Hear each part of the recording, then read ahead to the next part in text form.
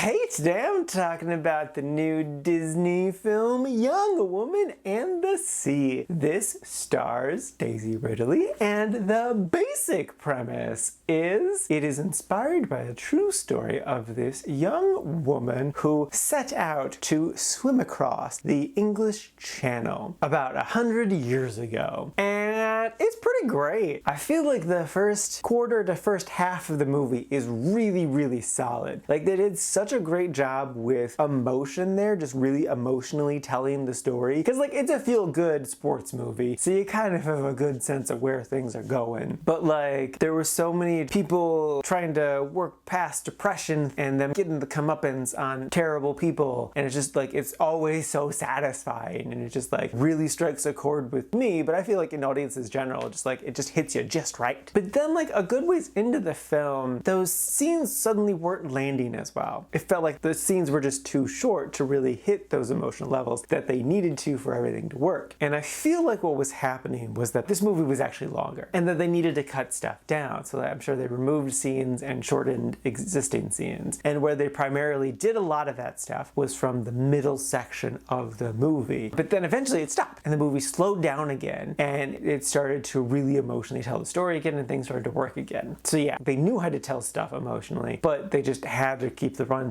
down because this is a family film and family films can't be close to 3 hours long. This isn't the good old days of The Sound of Music. But that stuff only took it down a little bit. It just kind of prevented me from putting it in the really like section. Honestly, I feel upon repeat viewing, I'm probably gonna like it more. That like I'm not gonna be as bothered by that stuff. I think Daisy gave a really great performance, a nuanced performance, especially too because her character is like slowly going deaf. And she does a lot of little things that are very deaf mannerisms, and I'm like, ooh, that was a good touch. I noticed that. Good job. And all the supporting characters do really good. Christopher Eccleston's in this. He's great. The sister from Fleabag is in this, and she's awesome. I wish she would have been in a little bit more. I loved the mom. The mom was just perfection. I love how strong all the women were, even in the face of all this oppression. They're just like, we know what we want. We're gonna do it. You can't stop us, even though you very easily can stop us because you have all the power. It was really just good, strong vibes throughout. So yeah, no, I definitely enjoyed myself. And even though I had a little bit of issues with it, I would without a doubt recommend it. It's a good, fun, feel-good sports movie that gets you right in the feels. So yeah, it's definitely worth a watch.